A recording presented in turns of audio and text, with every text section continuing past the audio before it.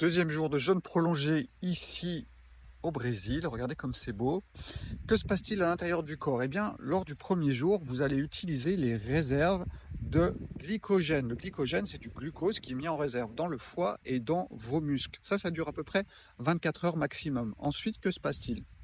Votre corps a compris qu'il est en train de se passer quelque chose et qu'il faut qu'il crée du sucre. Il va le faire de quelle façon? En utilisant les protéines à 80% et 20% seulement les graisses. Donc ne croyez pas qu'en 3 jours de jeûne, vous allez beaucoup utiliser vos graisses.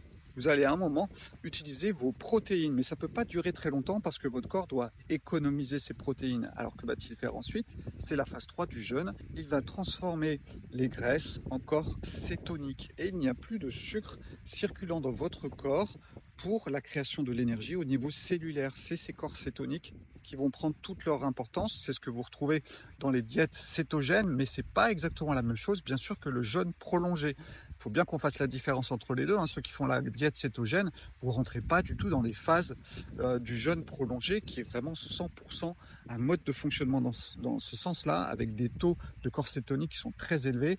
Et cela arrive très rapidement, en 4 jours seulement. Quand on fait les diètes de ce style-là, généralement, on a des taux qui sont entre les deux parce qu'on mange des protéines, on mange des corps gras et du coup, on n'arrive pas forcément au même résultat. Donc voilà, aujourd'hui, on est dans les phases entre deux.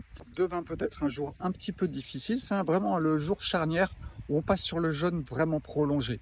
Donc on verra un petit peu comment ça se passe demain. En attendant, on va aller faire des exercices sur une chaise, des exercices de réveil musculaire et énergétique. Ensuite, on va faire une petite balade. Ensuite, c'est plage, tranquille, se reposer.